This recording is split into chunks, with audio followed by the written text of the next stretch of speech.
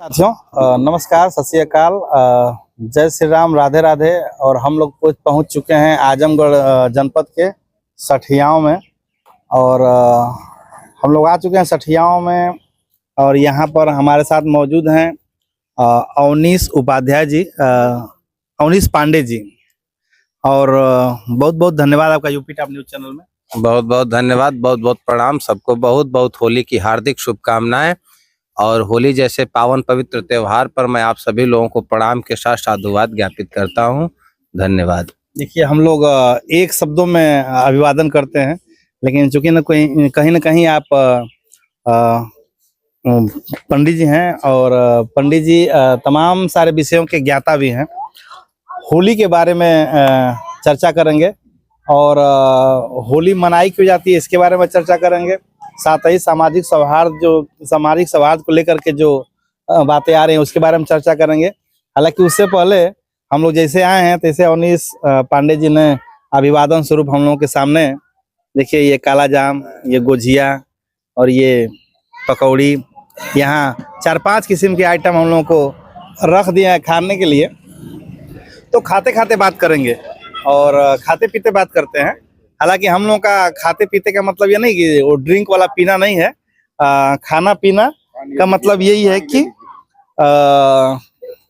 ये हम लोग मिष्ठान खाएंगे, गुजिया खाएंगे, नमकीन खाएंगे, पकौड़ी खाएंगे और आपस में चर्चा भी करेंगे। हमारे साथ और भी लोग मौजूद हैं। यूपी टॉप न्यूज़ के संपादक हैं सत्य प्रकाश दुबे जी, मानवाधिकार संगठन के प्रदेश महासचिव दीपक कुमार पांडे जी। मैं आपके साथ आज होस्ट कर रहा हूं और हमारे साथ अवनीश पांडे जी हैं। सर्वप्रथम आपसे जानेंगे, होली का त्योहार क्यों मनाया जाता है? होली एक बहुत पवित्र त्योहार है। सनातन धर्म का जो त्योहार मनाया जाता है, बहुत सारे प्रमुख त्योहारों में विशेष है और विशेष त्योहारों में होली का पर्व भी शामिल है। होली हम वैज्ञानिक तथ्यों के आधार पर या विज्ञान के आधार पर, विज्ञान के अंतर्गत ऐसा कहा जाता है कि एक बार बहुत प्रतापी राक्षस कुल में जन्म लिए हिरण्यकश्यपु जी ने अपने साम्राज्य में ऐसी स्थापना कर डाली थी कि उन्हीं की पूजा होती थी। तो भगवान की कृपा से कहीं न कहीं परिवर्तन का जब क्रम चलता है तो उसमें उनके पुत्र के रूप में प्रहलाद जी का श्री हरि जी के, नारायण जी के अनन्य भक्त के रूप में जन्म हुआ। प्रहलाद जी नारायण के अनन्य भक्तों में रहे और प्रहलाद जी नारायण के सिवा किसी अन्य को मानते नहीं थे, नारायण के प्रिय भक्तों में रहे और सर्वस्व मानते थे। ऐसा होता भी है कि वही सब कुछ है, सर्वेश्वर हैं, योगेश्वर हैं, परमेश्वर हैं, जो हैं वही हैं। अगर हमारी सांसें हैं, हमारी क्रियाएं हैं, हमारे कर्म हैं, तो सब कुछ उन्हीं के वशीभूत हैं, अंतर्गत हैं। ऐसी भक्ति को देख करके उनके पिता जो थे हिरण्यकश्यपु जी को बड़ा कष्ट होता था, बड़ा दुख होता था कि जहाँ पूरा साम्राज्य, पूरा हमारा यह क्षेत्र हमारी पूजा करता है, वहीं पर हमारा जो बालक है वह नारायण की पूजा करता है, नारायण का गुणगान करता है। तो कहानियां तो बहुत लंबी है, चूंकि वो एक पुराण ही है प्रहलाद जी का, लेकिन बहुत संक्षेप में हम लोग आते हैं कि ठीक हिरण्यकश्यपु जी की बहन यानी प्रहलाद जी की बुआ होलिका थी, उनको एक वरदान प्राप्त था कि वह किसी अग्नि से किसी तरीके से वह जल नहीं सकती, अग्नि उनको स्पर्श मात्र से उनको जला नहीं सकते, उनका कोई नुकसान नहीं हो सकता। तो हिरण्यकश्यपु जी अपने बालक को मार देना चाहते थे। तो मारने का तात्पर्य यह था कि अपने पुत्र को कैसे मारें। तो यह तो कहीं न कहीं मोह ममता जरूर होती है, लेकिन कहीं न कहीं वर्चस्व का यह युद्ध था और वर्चस्व में वो अपने बालक को मार देना चाहते थे। तो उन्होंने एक उपाय सोचा कि कहीं न कहीं एक हम अग्नि की चिता बना करके, हमारी बहन जो होलिका है वह जलेगी तो है नहीं, तो जब जलेगी नहीं तो हम प्रहलाद को भी नारायण की भक्ति के नाम पर वहीं बैठा देंगे और वह प्रहलाद जल जाएगा, होलिका हमारी बहन बच जाएगी और समाज भी हमको कलंकित नहीं करेगा।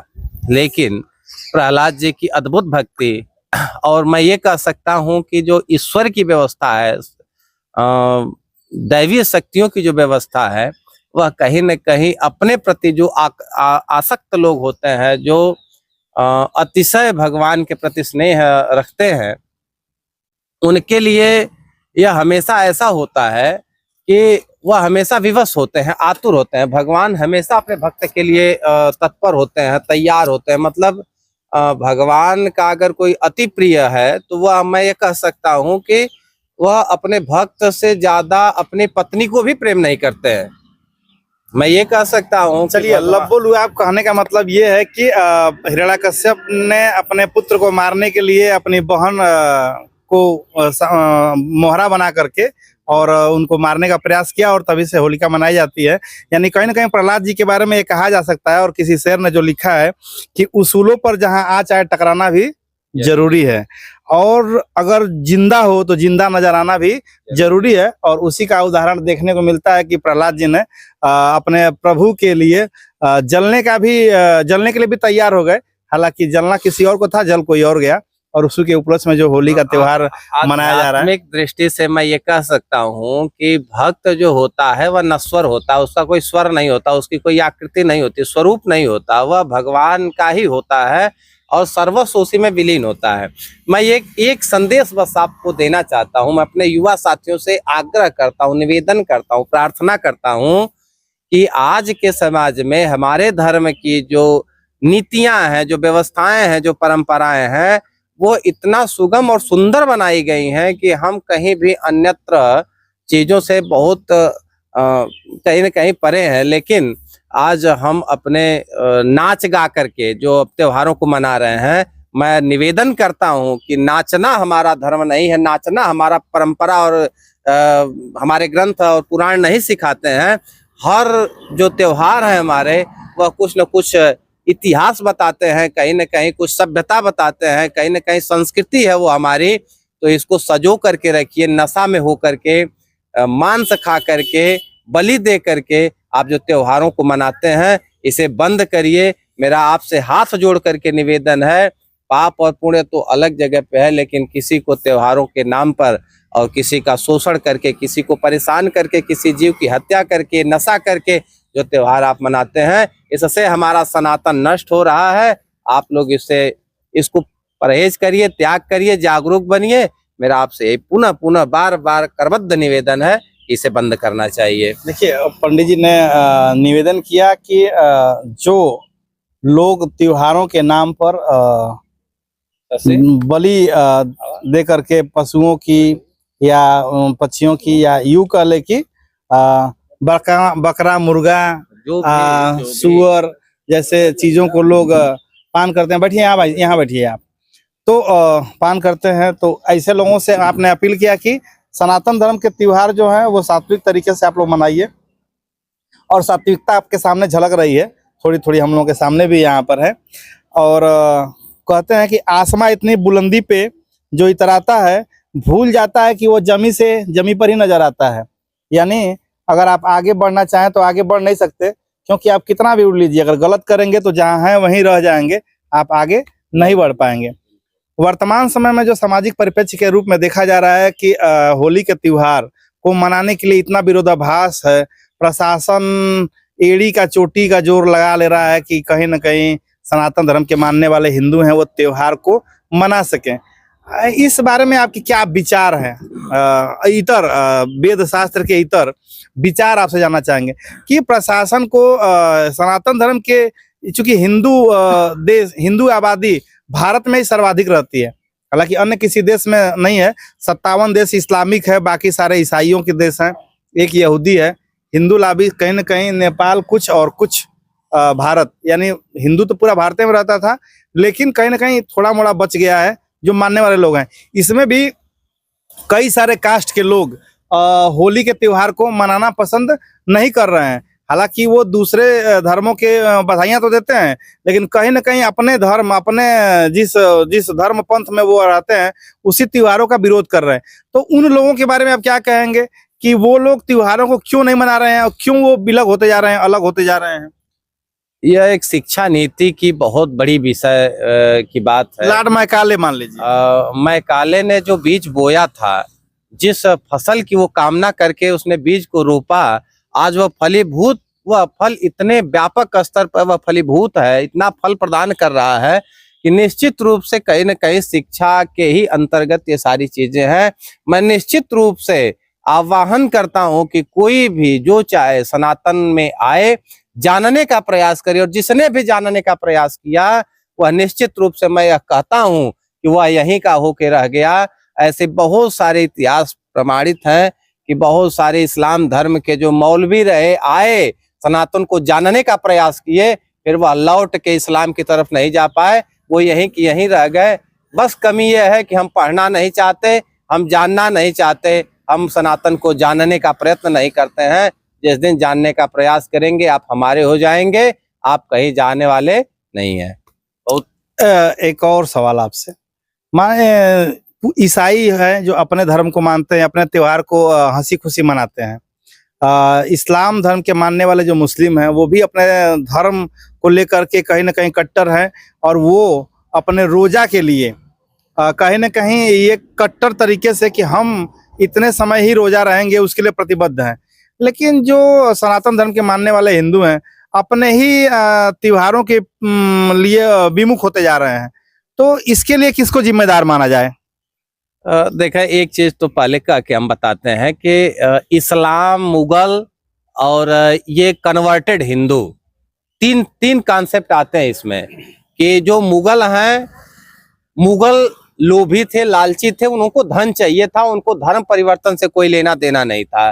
दूसरी बात जो इस्लाम है, उन्होंने एक अपने पंथ की स्थापना करके अपनी बात मानने और सुंदर समाज की स्थापना वो भी चाहते हैं।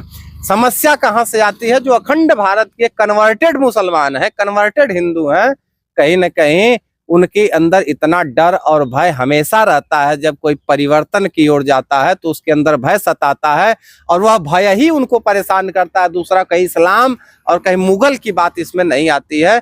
जब आप बदलते हैं तो आपको भय सताता है, या उनका भय है।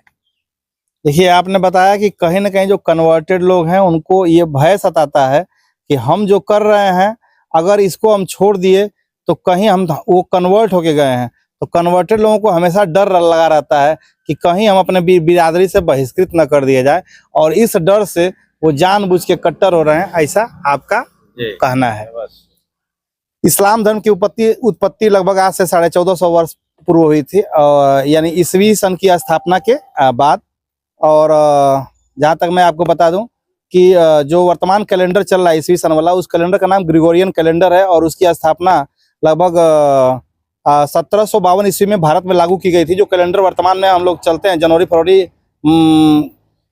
मार्च, अप्रैल, ये जो इसका नाम है, इस कैलेंडर का नाम ही है ग्रिगोरियन कैलेंडर। और इस कैलेंडर के अनुसार हम लोग इसको फॉलो कर रहे हैं। जबकि ये कैलेंडर सर्वप्रथम 1752 में ब्रिटेन में लागू हुआ, और ब्रिटेन के 7-8 उपनिवेश देश थे, तो वहां पर इस कैलेंडर को ऑटोमेटिक मान्यता दे दी गई, और उसी के अनुसार सभी लोग अंग्रेजी वाला सिस्टम में चल रहे हैं, अपने धर्म को छोड़ करके। और आधुनिक यानी पाश्चात्य सभ्यता को अपनाने के चक्कर में वो लोग भूल चुके हैं कि हमारा मूल क्या है, और मूल को जो भूल गया उसका समूल अस्तित्व समाप्त हो गया। और कहीं ना कहीं जो होली नहीं मनाने वाले लोग हैं वो कहीं ना कहीं अपने मूल को भूल चुके हैं क्या? मैं तो ये कह सकता हूँ कि वो अपने 4 पीढ़ी का नाम नहीं बता सकते। जो होली नहीं मनाते हैं, जो दीपावली नहीं मनाते हैं, जो त्योहार नहीं मनाते, वो अपने 4 पीढ़ी का नाम नहीं बता सकते। जो अपने पूर्वज को नहीं जानता है, जो अपने इतिहास को नहीं जानता है, जो अपने जीवन को नहीं जानता, अपने जीवन शैली को नहीं जानता है, वह कोई त्योहार मनाए या न मनाए, उसके मनाने और न मनाने का कोई मतलब ही नहीं होता है। लोगों को जानना ही नहीं है कि त्योहार है क्या और त्योहार हमें उपदेश क्या देता है। उनको मानना बात आपने कहा कि लोगों को जानना ही नहीं कि हमारा त्योहार क्या है, तो जब वो अपने आप को नहीं जानते, अपने बाप को नहीं जानते, जानेंगे त्योहार को क्या। और उसके बाद हम लोग के सामने जो खाने का सामग्री आया है, कहीं मक्खियां ना खा जाए इसको, इसलिए हम लोगों को भी इसको खाना जरूरी है। तो मक्खियों को हटाते हैं, खाने का प्रारंभ करेंगे। अंतिम क्या संदेश देना चाहेंगे लोगों को? मैं यही सबसे आह्वान करता हूँ कि हमारा धर्म सदा से कहता आया है, सर्वे भवन्तु सुखिनः, सर्वे सन्तु निरामया, सर्वे भद्राणि पश्यन्तु मा कश्चित् दुर्भाग् भवेत्। मैं आह्वान करता हूँ, आइए वसुधैव कुटुम्बकम की बात करिए, हमारे साथ मिलके कदम से कदम चलिए। हिंदू कभी किसी का नुकसान नहीं चाहता है, सनातन सबका आह्वान करता है, और मूलतः सारे लोग सनातनी हैं। कोई अपने इतिहास की बात करेगा। आज हमारे पास बहुत सारी संस्थाएं हैं जो 5-5 हजार वर्ष पूर्व भटके हुए लोगों को से मिलवाने का, उनके परिवार से मिलवाने का काम कर रही हैं। उनके गोत्र, उनके परिवार, उनके जाति में मिलवा करके मिलवाने का काम कर रही हैं। तो सबका इतिहास है, सबकी नस्लें हैं, सबकी प्रजातियां हैं, सारे लोग जाने कि आप सनातनी हैं। बस यही मेरा आपसे आग्रह और निवेदन है। मैं आप सभी का आह्वान करता हूं, सनातन धर्म आपका स्वागत करता है। मैं आपको इस मातृभूमि पर जन्म लेने के लिए बहुत बहुत शुभकामनाएं देता हूं और भारत माता को प्रणाम करते हुए आप सभी को साधुवाद ज्ञापित करता हूं और पुनः मैं आप सभी को आह्वान करते हुए अपने वाणी को विराम भी देता हूं। जय मातृभूमि, जय माँ भारत, हर हर महादेव। कहीं ना कहीं इनके कहने का लब्बुल हुआ मतलब ये था कि खुद को मनवाने का हुनर मुझको भी आता है, खुद को मनवाने का हुनर मुझको भी आता है। मैं वो कतरा हूँ कि समुंदर भी मेरे घर मुझसे मिलने के लिए आता है। और आपने कहीं ना कहीं बताया कि सनातन धर्म इतना मजबूत है कि जो भी लोग हैं एक बार सनातन में आ गए तो वो कहीं बाहर नहीं जा सकते हैं, सभी लोग इसमें समाहित होकर रह जाएंगे। चलिए अगले वीडियो में मिलते हैं कहीं और से, किसी और के साथ। तब तक के लिए जय हिंद, जय भारत।